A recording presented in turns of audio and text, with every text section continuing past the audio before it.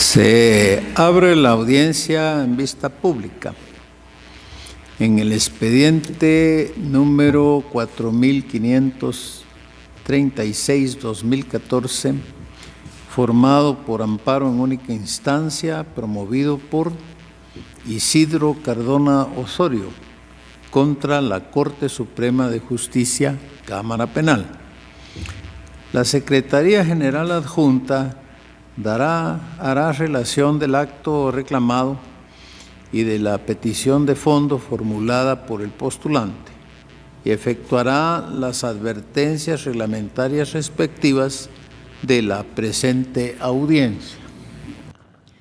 En el presente caso se señala como acto reclamado la sentencia de 18 de julio de 2014 emitida por la Corte Suprema de Justicia Cámara Penal, en la que se declaró improcedente el recurso de casación por motivos de forma y fondo interpuesto por Isidro Cardona Osorio contra la sentencia dictada por la Sala de la Corte de Apelaciones del Ramo Penal de Procesos de Mayor Riesgo de Extinción de Dominio el 21 de agosto de 2013, la cual no acogió el recurso de apelación por motivos de forma y fondo, que por ende confirmó la sentencia emitida por el Tribunal Primero de Sentencia Penal, Narcoactividad y Delitos contra el Ambiente, que condenó por el delito de desaparición forzada en concurso ideal con delitos contra los deberes de humanidad y le impuso la pena de 38 años de prisión aumentados en una tercera parte, sumando un total de 50 años con 6 meses de prisión inconmutables.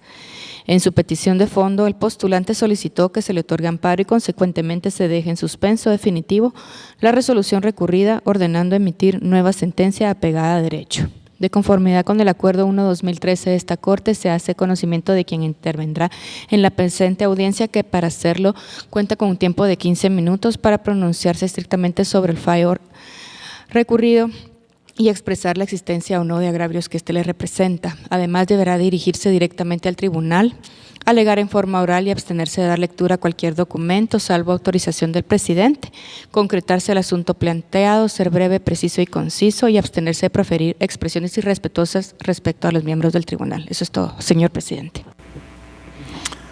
A la audiencia comparece la tercera interesada en el amparo y solicitante de la vista pública, Asociación Familiares de Detenidos Desaparecidos de Guatemala, FANDEGUA, por medio de la representante legal Aura Elena Farfán, quien actúa con el patrocinio de los abogados Edgar Fernando Pérez Archila y María Estela López Funes. Intervendrá el abogado Edgar Fernando Pérez Archila. Buenos días, señora magistrada, señores magistrados. Yo creo que hoy es importante recordar el 10 de diciembre de 1948, porque en aquella Asamblea General que se celebró en París, Francia, se aprobó la Resolución 217, mediante la cual pues, se da vida a la Declaración Universal de los Derechos Humanos. Esa Declaración Universal que busca que la dignidad y libertad del hombre sean respetadas. Entonces, no quiero dejar pasar con todo el debido proceso, el respeto a ustedes, señores magistrados, este día tan significativo, porque esta Corte ha sido paladín de la defensa de los derechos humanos. El tema que nos trae acá es un tema que tal vez ya es bastante reiterativo, pero importante seguir discutiendo sobre el mismo, porque estamos ante una acción de amparo que plantea la revisión de una actuación de un órgano ordinario de la justicia penal.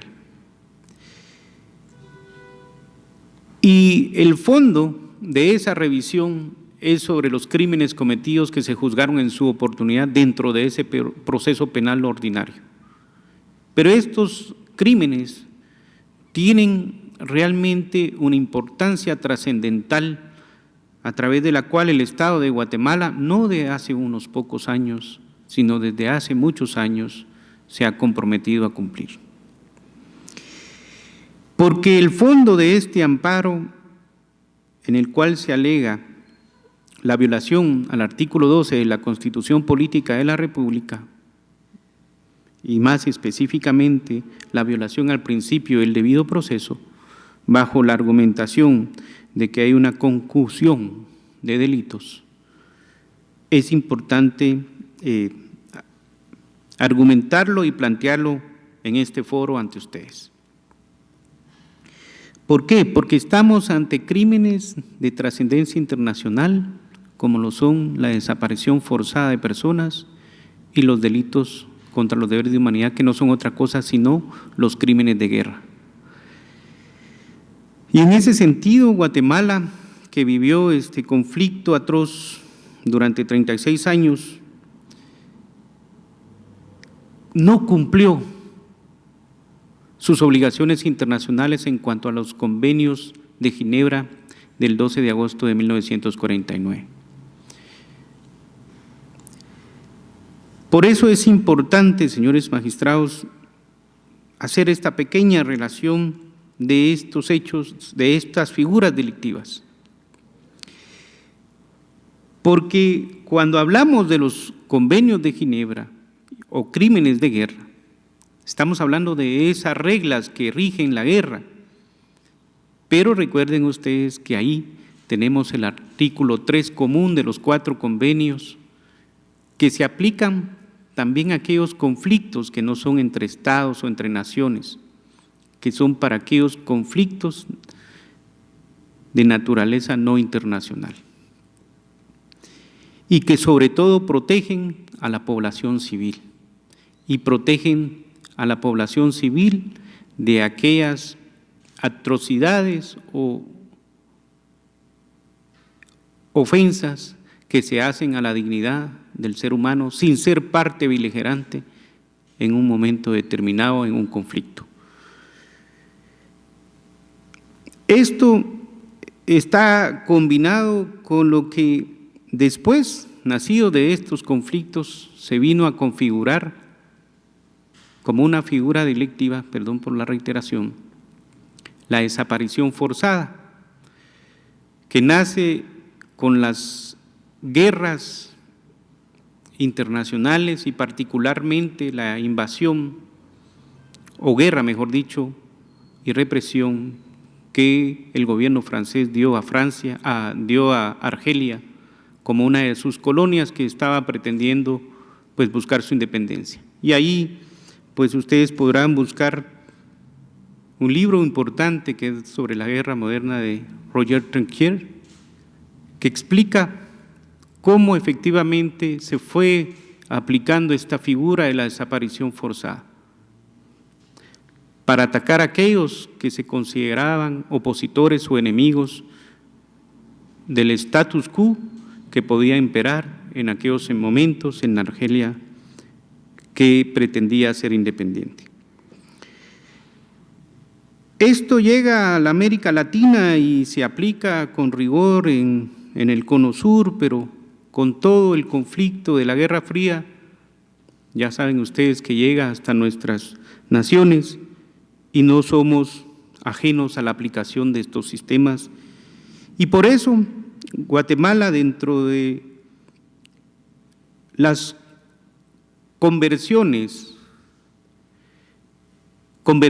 mejor dicho, y acuerdos de paz acordados, Guatemala se obliga y reconoce que la desaparición forzada es un delito de lesa humanidad, es un crimen de lesa humanidad, y se compromete a promover internacionalmente eso. Y no lo digo yo, lo establecen los acuerdos de paz y particularmente el Acuerdo Global sobre Derechos Humanos, y por eso hice referencia, hoy 10 de diciembre, Día de los Derechos Humanos.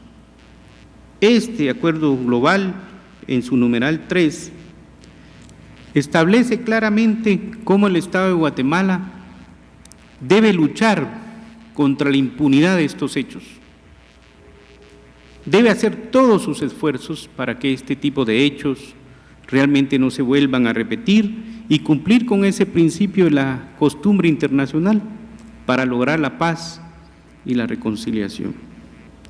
Ese principio que es el deber de garantía, que significa investigar y de encontrarse en un responsable, sancionar, pero también reparar, para buscar la reconciliación real que un país, cualquiera del mundo que haya tenido un conflicto, necesita. Pero hoy estamos acá ante ustedes para discutir una acción constitucional que realmente ha tenido un mal uso en nuestro procedimiento penal. Se ha utilizado para entorpecer procesos, se ha utilizado para tergiversar la ley, se ha utilizado simple y sencillamente para ganar tiempo en los procesos.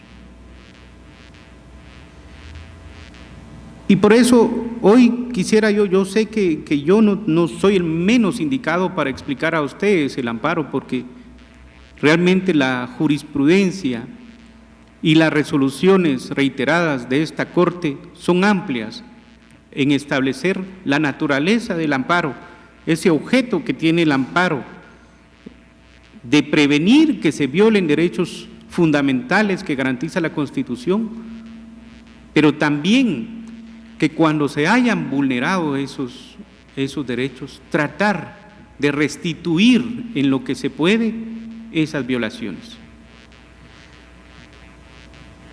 Ese objeto y naturaleza del amparo restablecidas en el artículo 265 de nuestra Constitución Política realmente es una acción supernoble, pero que desafortunadamente se ha desnaturalizado. Esa naturaleza extraordinaria y subsidiaria ha sido usada o se ha interpretado y tergiversado su función para entrometerse en la jurisdicción ordinaria.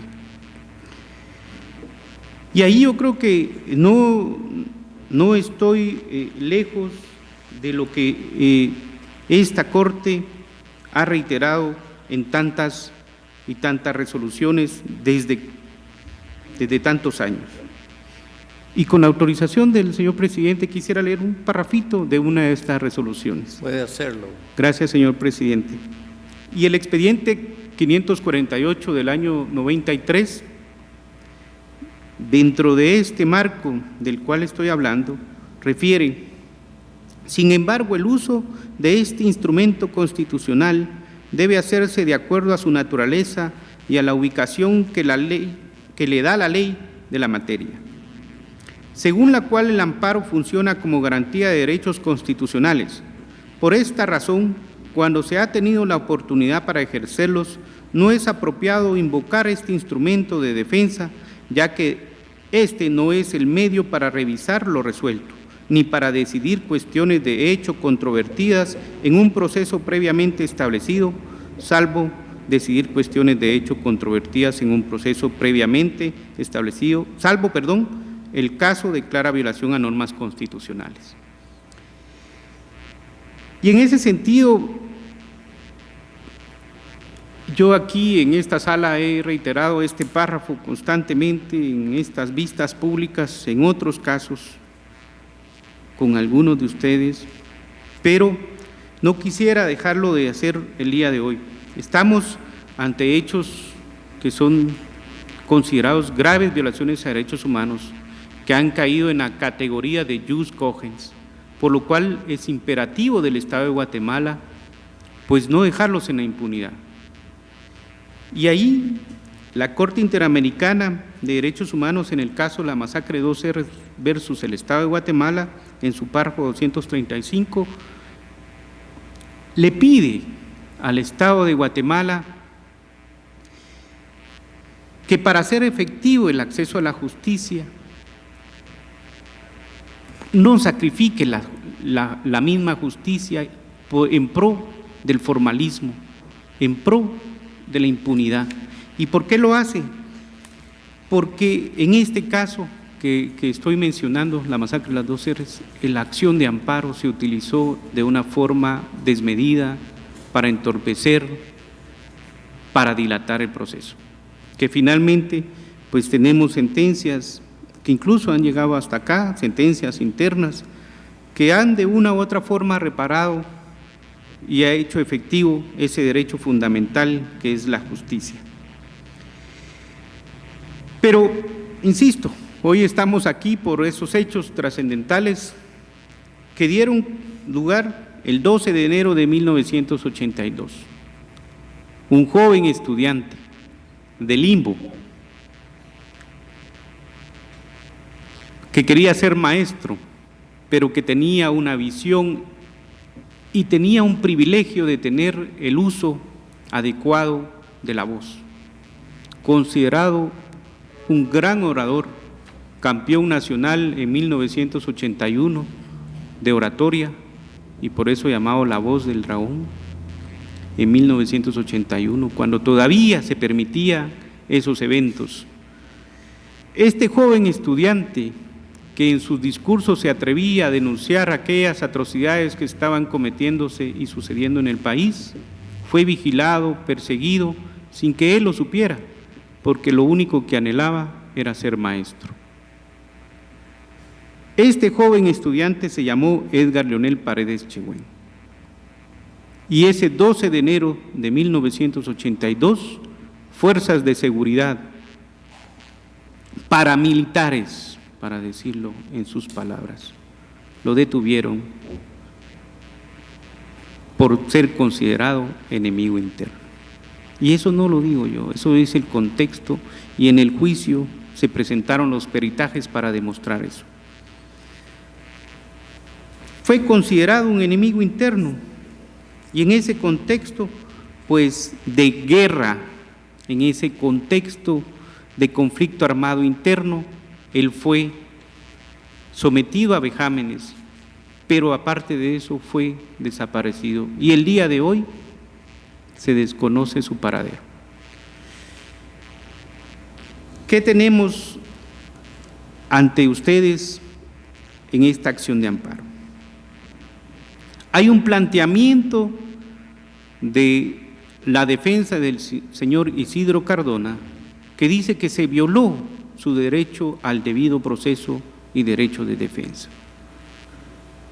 Este proceso ha tenido dos juicios, una sentencia de carácter absolutorio, la cual impugnamos y una sala ordenó un nuevo juicio, una sentencia de carácter condenatorio, por la cual el derecho de defensa utilizó los recursos ordinarios, y hubo una apelación donde cual se discutieron no solamente los argumentos de forma y de fondo planteados por la defensa, sino todos estos detalles sobre la valoración que se dio de la prueba que hoy de una u otra forma se quiere revisar a través de la acción de amparo.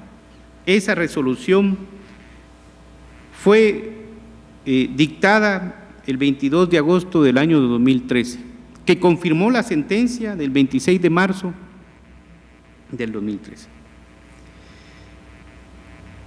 Contra esa resolución que confirma la sentencia, se plantea la casación, argumentando que se ha violentado este derecho al debido proceso y al derecho de defensa, bajo el argumento de que no se tomó en cuenta el motivo de fondo alegado por ellos.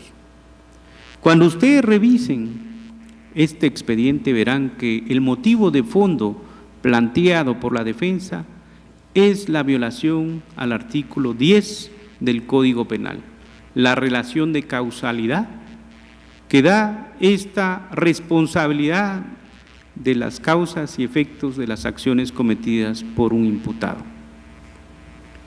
Esto quedó debidamente demostrado en su momento en el juicio y por eso hice un pequeño resumen de los hechos.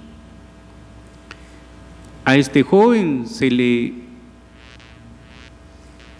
detuvo, se le desapareció, pero también se le persiguió, se le investigó por considerársele en un contexto de guerra enemigo.